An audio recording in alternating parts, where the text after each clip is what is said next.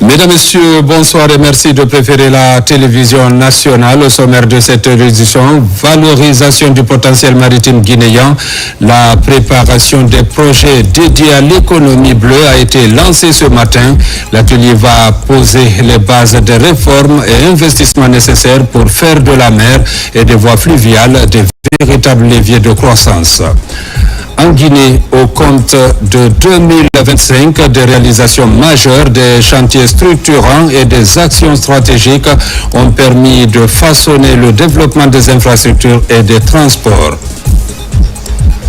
Récolte du fonio du côté de Dalaba, il s'agit de 18 hectares réalisés par une association locale. Le but, soutenir l'autosuffisance alimentaire dans le pays. C'est tout pour les titres. Une fois encore, bonsoir et bienvenue dans ce journal. Le gouvernement guinéen franchit une nouvelle étape dans la valorisation du potentiel maritime national. Le Premier ministre, chef du gouvernement, a procédé ce lundi à Conakry au lancement officiel de l'atelier technique du modernisation et du mécanisme de préparation des projets dédiés à l'économie bleue, un cadre de travail stratégique qui vise à poser les bases des réformes et investissements nécessaires pour faire de la mer et des voies fluviales des véritables leviers de croissance, d'emploi et de souveraineté pour la Guinée. Reportage Adi Kamara. Ce lundi, le Premier ministre chef du gouvernement vient procéder au lancement technique du mécanisme de préparation des projets pour l'économie bleue en Guinée. C'est un cadre de réforme et d'investissement afin de mieux intégrer le potentiel des ressources océaniques, côtières et fluviales de notre pays. Ici, l'enjeu est de taille. La rencontre priorise les investissements nécessaires à l'exploitation durable de notre immense patrimoine océanique. La gouvernance des ressources naturelles, qui sont appelées autrement bien communs, appelle à la multisectorialité, mais aussi à l'intégration des actions. Comme disait un penseur, un bien commun ou tout bien commun en libre accès nous amène à la ruine. J'aimerais dire que cette ruine est la raréfaction, la pollution ou alors la disparition de la ressource. L'économie bleue est un impératif économique et écologique. Pour sa promotion, il faut bâtir des projets susceptibles de renforcer la transformation environnementale, économique, sociale et durable. Lorsque la Guinée se tourne vers la mer et regarde l'avenir, aujourd'hui en lançant le mécanisme préparatoire pour l'économie bleue, nous faisons un pas décisif vers une Guinée qui assume son destin maritime et qui transforme son potentiel en croissance, en emploi et en souveraineté. Nous avons le privilège d'appartenir à l'océan Atlantique. Ce privilège n'a de sens que si nous en faisons une force. Nous devons nous engager à bâtir une économie bleue moderne, respectueuse de nos écosystèmes et génératrice d'opportunités pour notre jeunesse.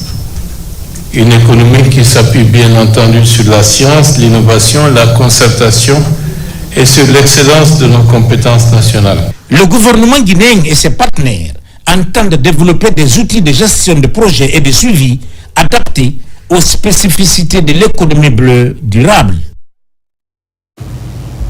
Le Premier ministre Amadou Riba a reçu aussi cet après-midi la nouvelle direction de Ciment de Guinée, désormais portée par le groupe Hillside Triomphe.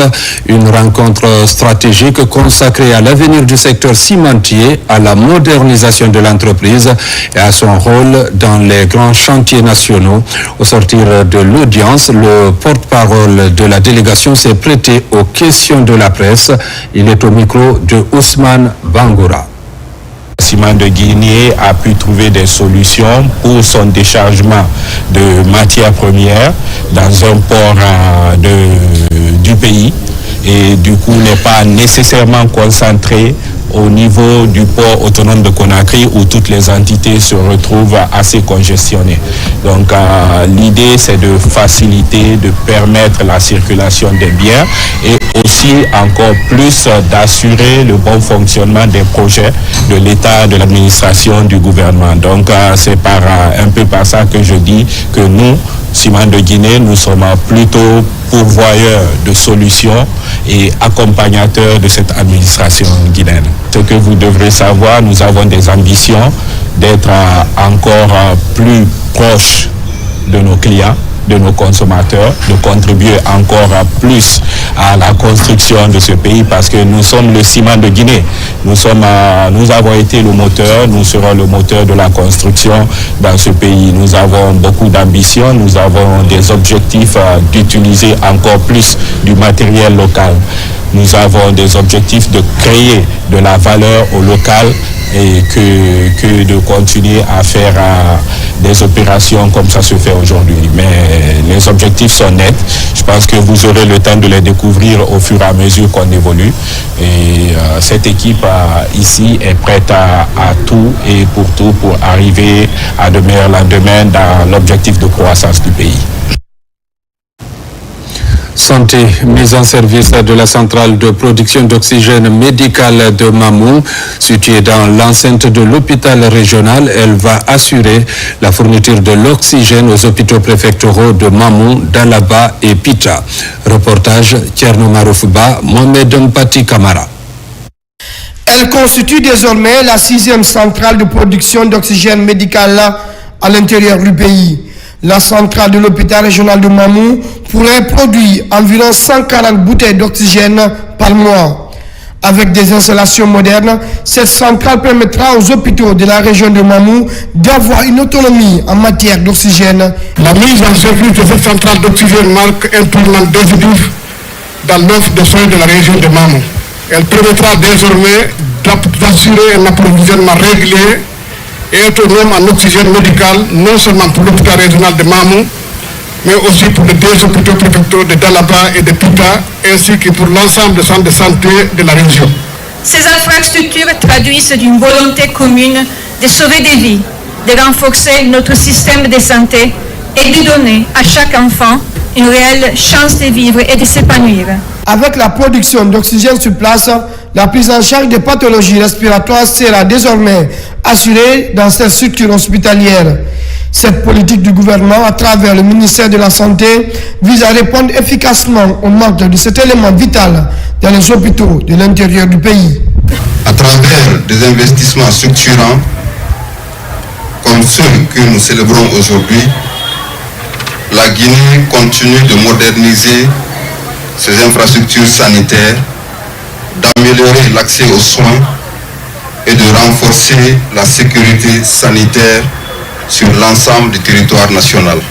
Pour couvrir toutes les régions administratives des centrales de production d'oxygène, telle est l'ambition du département de la santé et de l'hygiène publique. Après Mamou, Farana aussi aura bientôt sa centrale de production d'oxygène. Santé encore avec ce vaste programme de rénovation et d'extension du dispensaire Saint-Gabriel.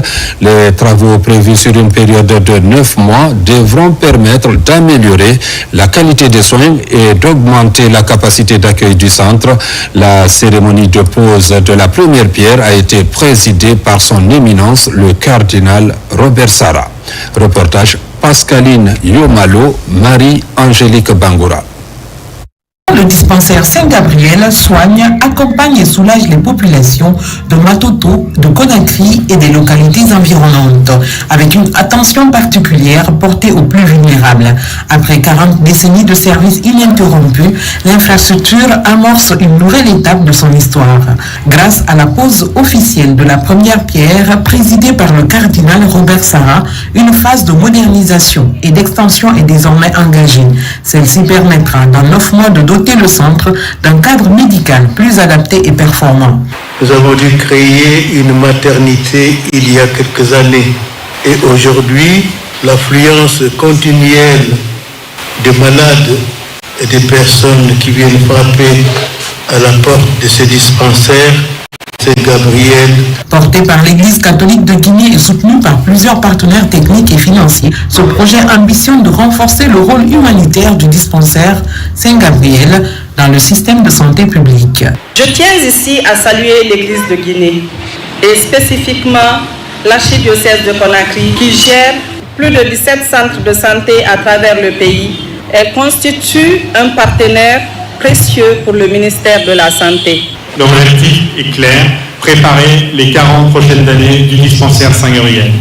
Nous allons remplacer 3 bâtiments anciens et vétustes par 2 bâtiments neufs, modernes et adaptés aux besoins actuels. Ces travaux seront largement financés par le groupe Topaz. Ils dureront 9 mois. Ainsi, nous pourrons faire tous les travaux en continuant notre mission. L'extension prévue permettra d'accroître significativement la capacité de prise en charge des patients. À terme, le centre pourra répondre plus efficacement à la forte demande médicale, garantissant ainsi la continuité d'un service essentiel pour des milliers de familles, notamment celles issues de milieux défavorisés. Et comme on parle des infrastructures, l'année 2025 a été marquée par des avancées significatives au sein du ministère des Travaux publics et du ministère des Transports, des réalisations majeures, des chantiers structurants et des actions stratégiques ont façonné le développement des infrastructures et de la mobilité. À travers cette rétrospective, je vous propose une vision d'ensemble des efforts conjoints déployés pour moderniser le territoire, améliorer les services publics et préparer l'avenir avec détermination. Aboubakar Junior Camara, Abraham Christophe Conté.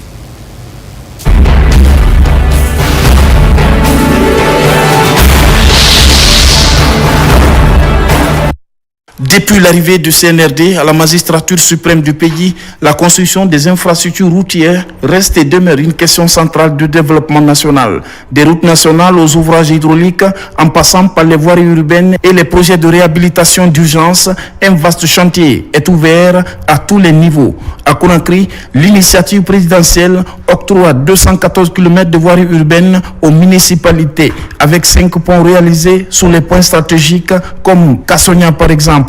2025 a été une année de réforme et de pragmatisme au ministère des Infrastructures et des Travaux publics. Les procédures de passation des marchés ont été revues et plusieurs contrats résiliés à cause du non-respect des clauses du contrat. Les routes nationales sont beaucoup prévues dans les perspectives du ministère des Infrastructures et des Travaux publics, notamment les routes Kankan-Kissidougou, Mamon-Labé, Labé-Mali, Boké-Gawal, au compte du corridor nord et sud du méga-programme Simandou dans son volet infrastructure. Les infrastructures hydrauliques se réalisent à travers tout le pays, comme ici, dans le projet de construction et de bitumage de la route Boké-Kébou, ou encore l'inauguration du pont unique de Tanene, mais aussi la pose de la première pierre du pont unique de Farana. 3 autres ponts entre Kankan-Mandiana et le gigantesque pont de Sankarani à Mandiana qui désenclave le Grand Ouassoulou.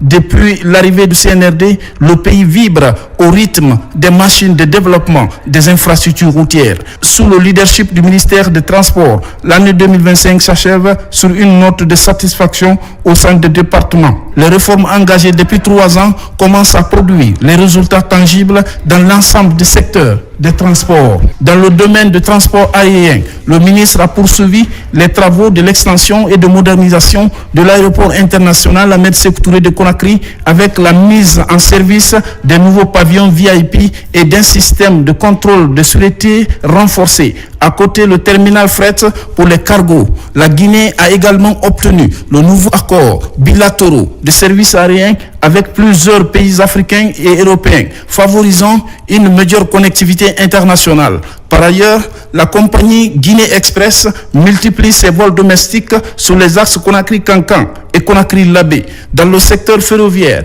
l'année 2025 aurait vu la relance du projet de train urbain de Conakry Express et la réhabilitation des voies ferrées. Ce projet pilote vise à désengorger la capitale et réduire le coût des transports pour les populations. Sur le plan maritime et portuaire, le port autonome de Conakry a connu une augmentation de 15% de son trafic de conteneurs grâce à l'amélioration des capacités de manutention et à la digitalisation des opérations portuaires. Des formations en sécurité maritime ont été également organisées pour pour les marins et les dockers, renforçant la sécurité des installations côtières.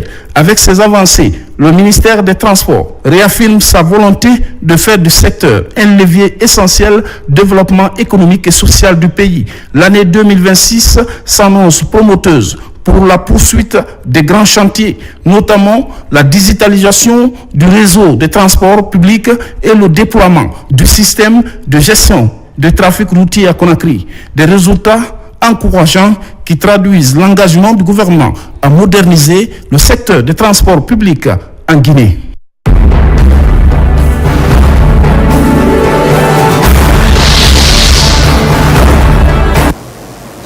Toujours dans l'actualité, l'ambassade des Émirats arabes unis à Conakry a célébré les 54 ans de la fondation de l'État émirati. Plusieurs personnalités ont pris part à cette cérémonie, une occasion pour les Émirats arabes unis et la République de Guinée de renforcer leur amitié et de rappeler la qualité d'une coopération qui n'a cessé d'exister entre les deux pays. Compte rendu, Makeme Keleti Donzo. L'ambassade des Émirats arabes unis célèbre le 54e anniversaire de la fondation de l'État émirati. Une cérémonie à la fois festive et diplomatique qui a réuni des membres du gouvernement guinéen, des représentants du corps diplomatique, des opérateurs économiques et plusieurs invités. Ce moment a été marqué par des allocutions officielles mettant en avant les liens historiques et la coopération croissante entre les Émirats arabes unis et la Guinée. Nous aspirons à poursuivre dans la prochaine étape notre action commune pour renforcer la coopération économique, développer les investissements, le commerce et soutenir les programmes humanitaires au bénéfice des peuples des deux pays en vue d'un avenir plus prospère et stable. La soirée a été un véritable moment d'échange culturel. Les invités ont pu découvrir des aspects de la culture émirati, mais aussi échanger sur les perspectives de coopération dans les secteurs de l'investissement, de l'énergie, de l'éducation et des infrastructures. Ces relations ne cessent de se renforcer grâce à une vision partagée de progrès, de stabilité régionale et de partenariat gagnant-gagnant. Nous saluons particulièrement la contribution des Émirats arabes unis à l'accompagnement des projets de développement en République de Guinée, ainsi que l'engagement constant de votre pays en faveur de l'innovation, de la modernisation et de la coopération internationale. La célébration des 54 ans de l'État émirati confirme la volonté des Émirats arabes unis et la Guinée de poursuivre le renforcement de leur partenariat. Un anniversaire placé sous le signe de l'amitié et de la coopération.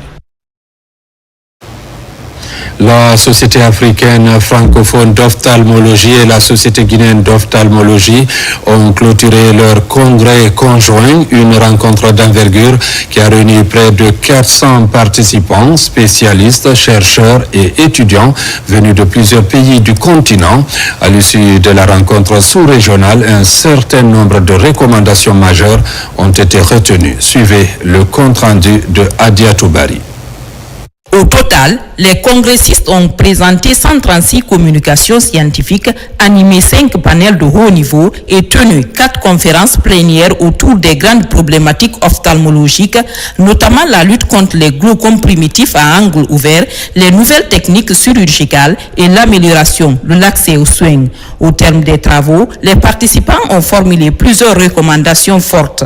La grande recommandation, c'est maintenant l'utilisation de l'intelligence artificielle dans le cadre du diagnostic, dans le cadre du traitement ou de la prise en charge de certaines pathologies qui sont suscitantes comme les glaucomes, la rétinopathie diabétique, mais également dans le cadre de la prise en charge et de diagnostic des amétropies en milieu scolaire. Nous partons ici très rassurés de ce que les comportements vont changer en termes de diagnostic précoce, en termes de prise en charge et en termes aussi d'accompagnement par rapport à ces patients. Le comité d'organisation se félicite du succès de cette édition, marquée par une participation record et des avancées scientifiques majeures. Nous venons d'accomplir une œuvre historique scientifique à l'épanouissement de l'ophtalmologie en Guinée et dans la sous-région dans le cadre de la lutte et la prévention de la malvoyance, voire de la cécité, causée par le glaucome primitif à angle ouvert et les amétropies en milieu scolaire.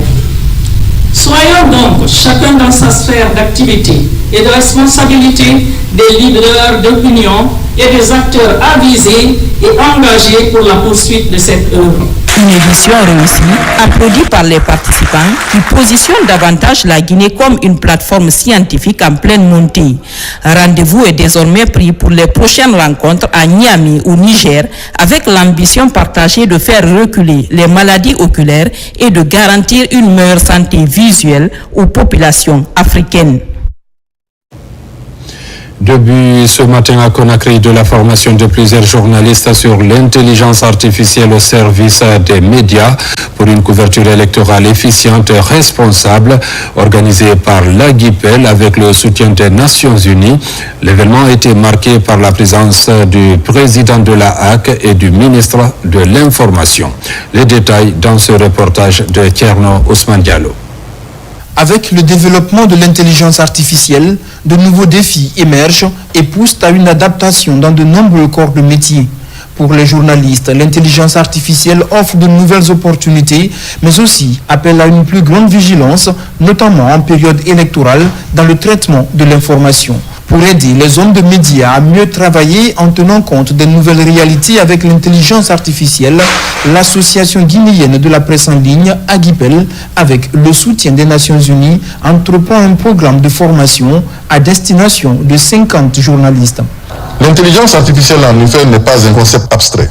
Elle est désormais un outil concret au service du fact-checking, de la veille médiatique, de l'analyse des tendances, du traitement des données et même de la production de contenu, à condition, bien sûr, d'en faire un usage éthique, responsable et transparent.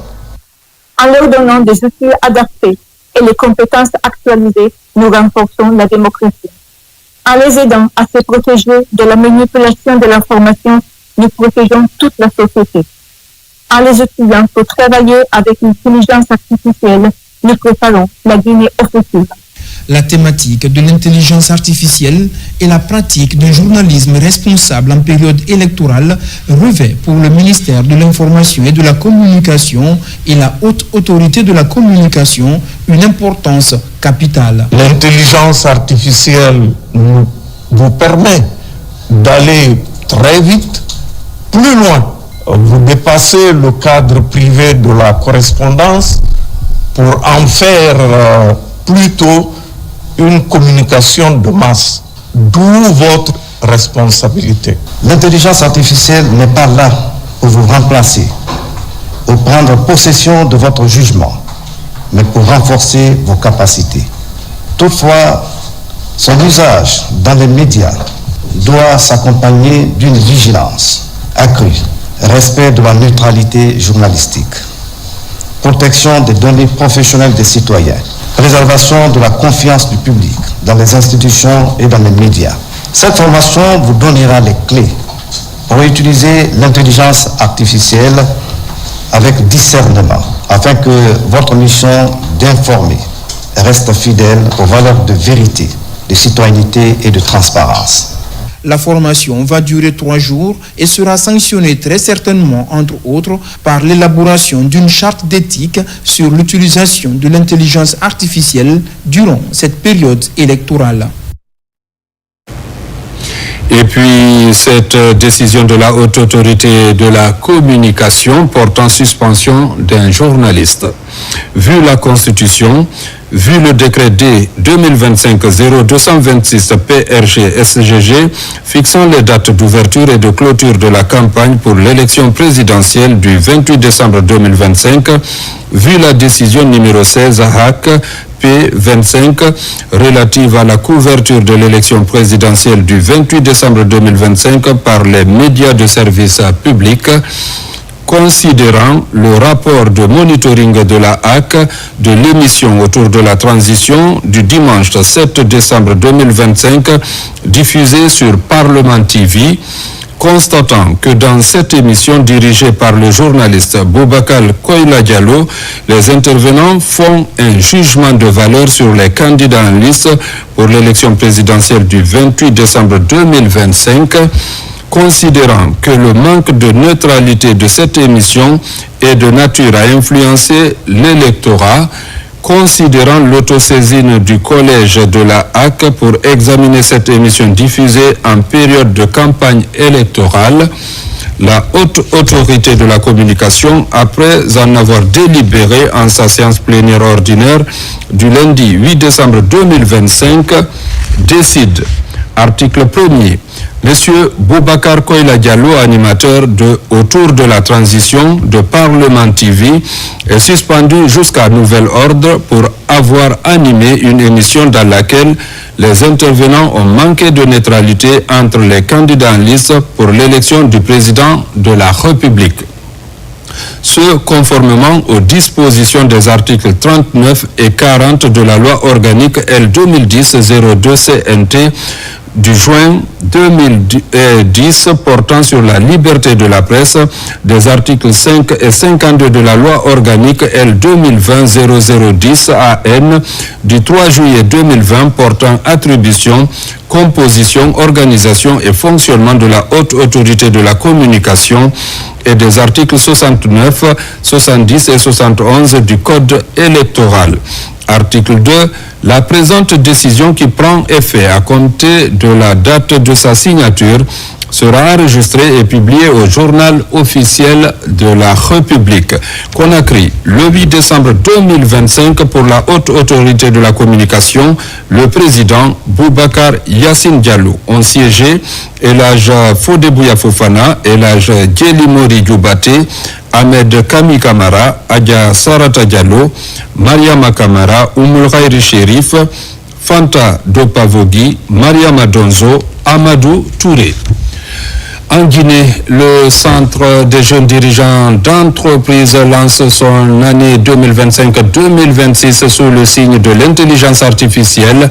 Cette année, la plénière d'ouverture a mis les pieds dans le futur avec le thème IA et business. Reportage Abraham Christophe Conté. C'est une plénière qui rassemble dirigeants d'entreprises, experts et jeunes entrepreneurs. Ils partagent ensemble leurs visions et leurs solutions. Le thème principal est IA et business. Comment transformer les entreprises avec IA pour conquérir les marchés de demain?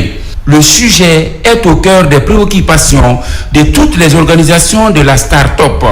L'idée d'aborder le sujet sur l'intelligence artificielle, tout simplement nous permettre, nous entrepreneurs, de nous mettre au même niveau que les autres entreprises de par le monde.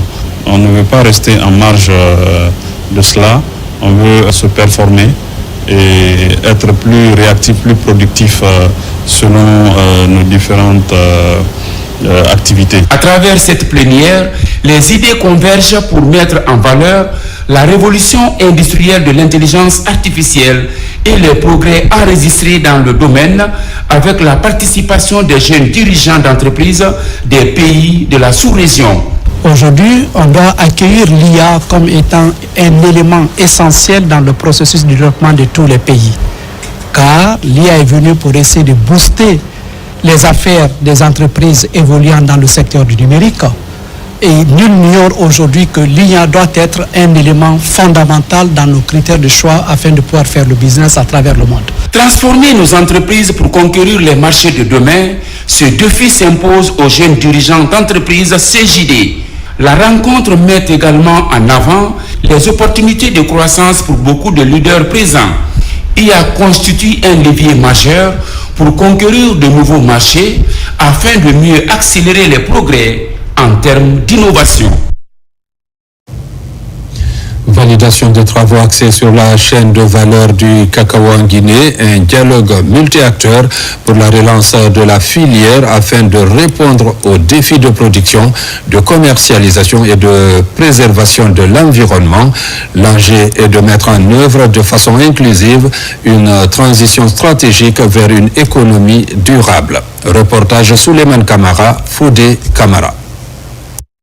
Dotée d'un riche potentiel agricole, la Guinée s'est engagée en faveur d'une filière cacao respectueuse des écosystèmes forestiers. Face à la déforestation et les émissions de gaz à effet de serre, ces travaux ont pour objectif de rassembler les acteurs de la chaîne de valeur des producteurs aux exportateurs, ainsi que les décideurs et partenaires techniques autour d'une vision commune. La nature a béni la Guinée avec certaines zones avec du microclimat qui aussi nos chercheurs ont confirmé est entre les meilleurs au monde. L'ambassade d'Italie a choisi deux grandes filières qu'elle pense assez porteuses, qui sont la filière cacao et la filière café. Et aujourd'hui, ils pensent que ces deux cultures d'exportation qui rapportent plus à l'État en matière de devises, en matière également de revenus au niveau du monde paysan, et ils ont cru devoir assister cette filière. Cette rencontre vise à renforcer la coopération pour accélérer les innovations. C'est une opportunité avec l'appui des partenaires certainement que les technologies et le financement pour nous aider à améliorer la productivité de ce cacao, d'améliorer sa qualité et de respecter les normes internationales.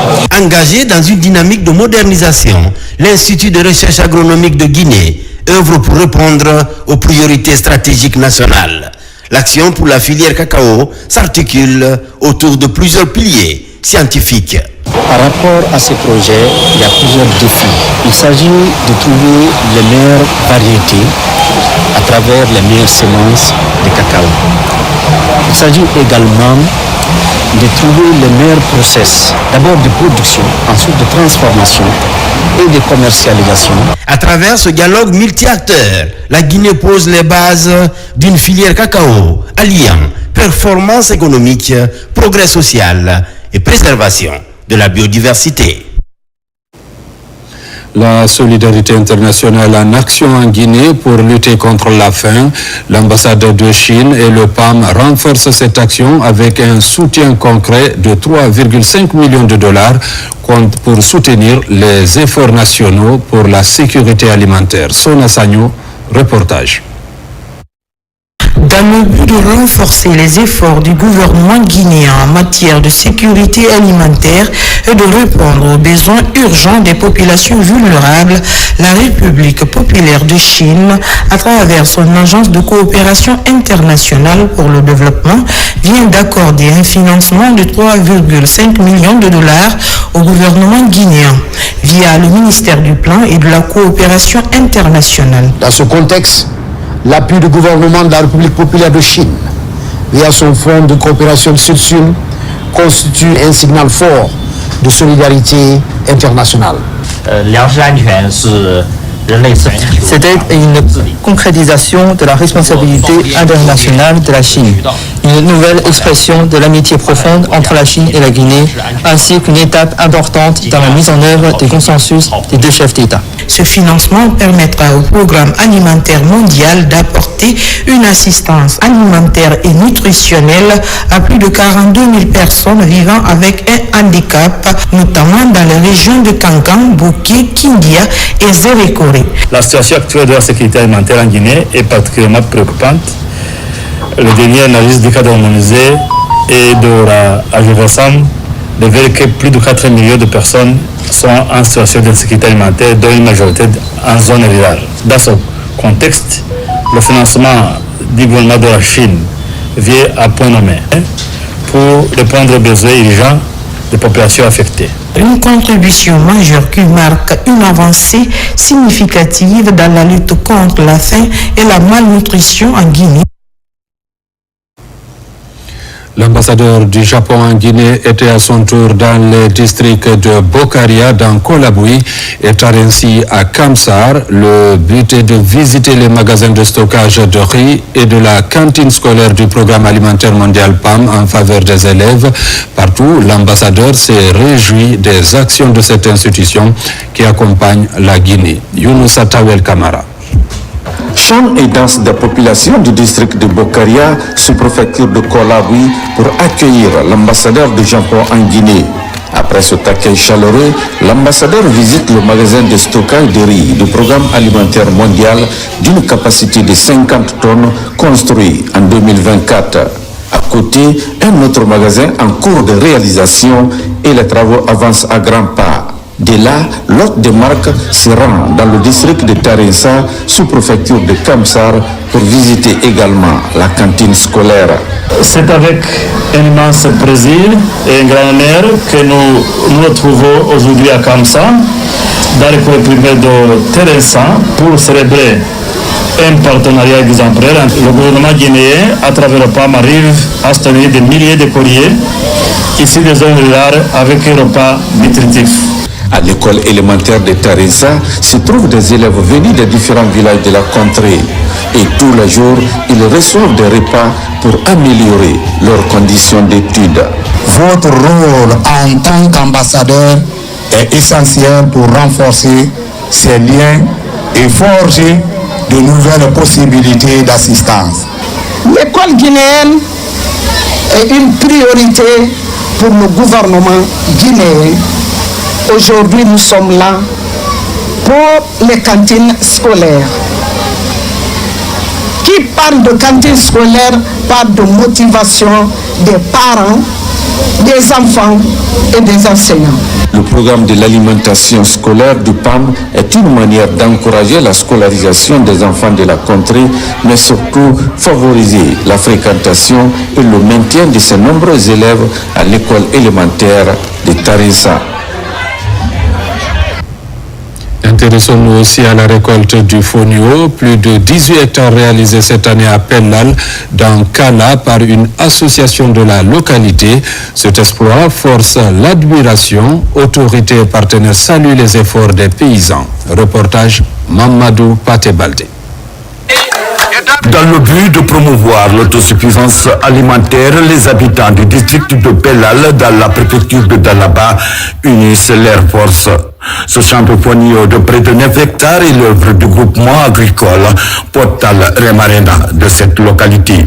Vraiment, c'est une grande fierté pour appuyer le district de Pellal, particulièrement le groupe d'agriculteurs et éleveurs de Pellal, pour soutenir leur initiative. À cause de cette étendue mise en valeur cette année, les 147 membres de ce groupement ont sollicité l'appui des voisins pour récolter à temps ce pognon afin d'éviter qu'il soit dévasté par les animaux. Depuis sa création il y a 2 ans, nous avons su mobiliser et sensibiliser les jeunes de notre district pour mettre en place un groupement dynamique composé de 147 membres, dont 100 femmes déterminées à contribuer au développement agricole local. Franchement, je suis très ému. C'est une manière de féliciter, de remercier et de encourager les producteurs de cette localité, les producteurs qui ont eu le courage d'organiser cette société coopérative. Après cette étape de récolte, le groupement Portal Remarena de Pellal entend procéder à la transformation et à la commercialisation de cette denrée. Cependant, il sollicite l'appui des autorités à travers le ministère de l'Agriculture. L'assainissement de nos villes reste un défi majeur. Pour y faire face, le ministère de l'Hydraulique et des Hydrocarbures, dont les missions ont été étendues en octobre dernier à ce secteur, a décidé de consulter tous les acteurs sur le terrain pour élaborer son plan d'action. Reportage Mariam Kamara. Une grande rencontre de concertation a donc réuni à Conakry les responsables des communes, des quartiers, des secteurs, ainsi que les petites et moyennes entreprises chargées de la précollecte des déchets ménagers. L'objectif de cette rencontre était simple, faire un état des lieux précis et partager la même information avec tous les acteurs. Il était question de convoquer, de travailler avec les soldats de l'homme, les hommes qui représentent l'État au plus près de la population. On a mis en avant déjà les efforts fournis par nos prédécesseurs, mais aussi dire que ça ne va pas, dire qu'il faut redoubler d'efforts. Ce sont des institutions fermes de M. le Président de la République. C'est pour cela que nous multiplions les activités sur le terrain, nous multiplions les rencontres, nous multiplions la compréhension, mais afin d'avoir des solutions concertées. Sans solution concertée, c'est difficile. Cette approche à la fois participative et innovante a permis de véritables échanges. Les participants ont pu exprimer leur point de vue pour une analyse en profondeur des problèmes dans le but d'améliorer la propreté de nos villes. Étant donné que nous avons les 3 S, le dernier S c'est la sanction, nous venons à cette sanction. Je vous dis que ça fait une semaine, nous avons arrêté plus de 50 personnes qui viennent jeter les ordures n'importe comment. Nous les faisons faire des travaux d'intérêt général à date. Moi je pense que l'État, pour régler le problème de salubrité, doit faire face à ce problème de décharge d'abord. Un camion prend les déchets pour rentrer dans sa rampe, des fois ça peut faire 24 heures, 48 heures. Le camion ne ressort pas. L'accès est difficile. Pour être plus efficace, des engagements concrets ont été pris. Les responsables à la base et ceux au sommet des communes ont promis de mieux collaborer à l'avenir. Les nombreuses recommandations qui sont sorties de ces discussions soutiennent la nouvelle politique du ministère. Validation du plan pluriannuel genre et équité 2026 à 2028. Elle a réuni personnel du ministère du Plan, partenaires techniques, organisations de la société civile et experts en égalité des genres. Objectif, finaliser la feuille de route qui orientera les politiques publiques pendant les 3 prochaines années. Reportage Ibrahim Keita, Marwan Kamara. Ils sont une trentaine représentant des institutions publiques, organisations de la société civile, partenaires techniques et financiers. Tous réunis pour ajuster et valider les dernières orientations du plan pluriannuel genre équité 2026-2028. Un document considéré comme la feuille de route nationale en matière d'égalité. C'est un programme du ministère du Plan et de la Coopération accompagné par Enabel. La journée d'aujourd'hui, c'est pour non seulement valider les activités de correction des problèmes rencontrés au sein du ministère du Plan et de la Coopération internationale, mais également trouver le financement pour réaliser ces activités-là et également avoir l'appui technique pour réaliser ces activités. Au cours de cette journée, les participants ont passé en revue les objectifs, les indicateurs et les mécanismes de suivi afin de garantir un dispositif réaliste, cohérent, aligné avec des engagements internationaux du pays. C'est un document vraiment important pour la prise en compte effective du genre et pour l'intégration du genre dans tous les projets et programmes de tous les départements sectoriels. Nous avons aujourd'hui l'opportunité, chers amis, d'écrire une page importante ensemble, une page de l'histoire de la gouvernance publique de la Guinée. En validant ce plan, en mobilisant les ressources nécessaires, en renforçant les capacités, nous faisons un choix de société, celui d'une Guinée juste, inclusive, moderne, où chacun peut contribuer à la transformation nationale. Au terme de la rencontre, le document a été validé dans ses grandes lignes. Les prochaines étapes porteront sur la mobilisation des ressources et la mise en œuvre opérationnelle dès le début de l'année 2026.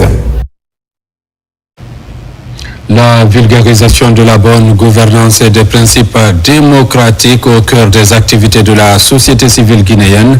À Kindia, une rencontre d'échange d'idées a mobilisé plusieurs structures de la CONASOC.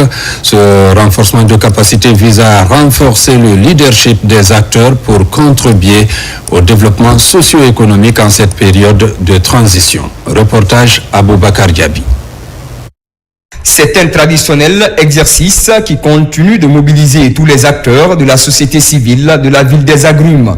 Axé sur la promotion de la démocratie et de la bonne gouvernance en République de Guinée, cette remise à niveau se veut comme un tableau de bord pour veiller sur la gestion de la chose publique au bénéfice des populations guinéennes. Ici, à Kindia, les mécanismes de leadership responsable sont vulgarisés. L'objectif, c'est d'outiller tous les acteurs sur le leadership. Et lorsqu'on veut outiller les gens, nous sommes en transition. Il est nécessaire d'avoir quelques missions, même si on les a, mais de renforcer nos capacités sur la démocratie et aussi sur la bonne gouvernance. Et pourquoi nous parlons de leadership? Parce que le leadership, il y a des problèmes au niveau des organisations de la société civile. La plupart des organisations de la société civile manquent vraiment des capacités organisationnelles, mais aussi le leadership. Initié sous l'égide de la CONASOG, Avec l'appui de l'ambassade du Canada, ce renforcement de capacité vise à accompagner les actions de développement en Guinée. Le rôle de chaque acteur est rappelé dans le cadre de la réforme démocratique et de la promotion de la transparence au niveau des secteurs clés du pays. Nous sommes à une phase cruciale en Guinée. Donc, quelqu'un qui vient pour le renforcement des capacités sur ces thématiques-là, vraiment, c'est une bonne chose pour l'intéresser afin qu'il puisse aller vulgariser cela au sein de sa population locale. À travers ce conclave, de nouvelles stratégies sont définies pour une meilleure gouvernance inclusive. Des thématiques déroulées pour favoriser la mise en œuvre d'un plan d'action de développement local en faveur des collectivités. À l'intérieur du pays, des rendez-vous religieux se multiplient pour que règne le vivre ensemble avant, pendant et après la présidentielle. À Cancan, le quartier Farako était à l'honneur pour réunir les couches sociales autour du livre saint, au cœur des invocations, le renforcement du climat de paix et de cohabitation pacifique entre les fils du pays. Notre correspondant Kiamokaba rencontre. Suivez. Ville religieuse, Cancan est une cité islamique aux multiples facettes. À la mosquée du quartier Farakor, toutes les sensibilités de Nabaya se retrouvent autour du livre saint. Des prières et invocations sont formulées pour une paix durable dans le pays. La prière est collective afin d'implorer le pardon divin pour plus de résilience et d'unité d'action pour le progrès de la nation. Ce moment d'intense communion a un seul objectif, prôner la paix afin de renforcer la fibre patriotique autour des grands enjeux de développement et de vivre ensemble. C'est un message de paix, de cohésion nationale, de solidarité. Avançons, unissons-nous, levons-nous en un seul homme, aidons notre président dans ses bonnes actions pour qu'il puisse les poursuivre. Cette initiative fédératrice est une aubaine pour le vivre ensemble. Elle est aussi facteur de cohésion sociale pour que règne la tranquillité à travers le pays, avant, pendant et après la présidentielle du 28 décembre 2025. Dans cette maison de Dieu, chaque fidèle se fait entendre pour l'union sacrée de tous les fils du pays. Le message dont je donne à tout le monde, ce moment-ci n'est pas un moment de palabres, ce n'est pas un moment de se montrer, mais c'est un moment de se regrouper ensemble. Ce qui nous aide actuellement, c'est la patience et l'harmonie dans la masse. C'est ce qui nous aide. Derrière cet esprit d'équipe, le maintien d'un climat social apaisé pour une Guinée unie et prospère, en s'inspirant de l'esprit patriotique du chef de l'État Mamadi Doumbouya. Les initiateurs invitent chaque Guinéen à veiller jour et nuit comme une sentinelle du vivre ensemble. Le programme bénévolat jeunesse se poursuit dans la commune de Khatouma. La deuxième cohorte vient d'être formée pour mieux servir la communauté. En plus des jeunes des différents quartiers de Khatouma, les taxis-motards ont été aussi formés en code de bonne conduite. L'activité a eu lieu à l'occasion de la Journée internationale du volontariat. Reportage Moussa Bangoura. La mairie de Khatouma poursuit son programme bénévolat jeunesse. Après de brillants résultats enregistrés au niveau du premier groupe, l'autorité locale s'engage pour la seconde fois pour la formation et l'insertion socio-professionnelle des jeunes. Venant des 11 quartiers de Khatouma, ce groupe de jeunes vient de boucler une série de formations.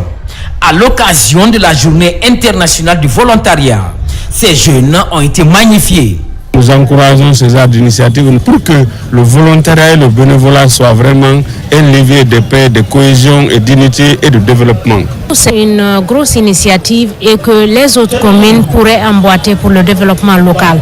Parce que lorsque les gens sont engagés au sein de leur propre communauté, ils se sentent responsables. Et ça leur permet de s'approprier des bonnes pratiques. Et une fois les projets partis, ces bonnes pratiques-là restent. En plus de la jeunesse des différents quartiers, les taxis-motards de la commune ont aussi bénéficié de cet accompagnement de la mairie. Les codes de bonne conduite et conduite défensive de moto leur ont été enseignés. les taxis motards de la commune de Ratoma font montre de civisme. Et c'est que donc il faut encourager. Et la meilleure manière d'encourager, c'est de les motiver par une reconnaissance. Et on a d'autres cohortes de bénévolat de la commune qui sont très engagés. Il fallait aussi les reconnaître. On a acquis une connaissance, comment se comporter envers les usagers. Donc la formation nous a apporté beaucoup de choses. S'engager pour apprendre, comprendre pour servir la communauté sont entre autres objectifs de l'administration communale de Ratoma qui multiplie les efforts dans le renforcement de capacité de la couche juvénile. Mesdames, Messieurs, c'est la fin de cette édition. Merci à vous qui nous suivez du côté de Kouroussa comme partout ailleurs dans le monde. Bonne suite de programmes sur la télévision nationale.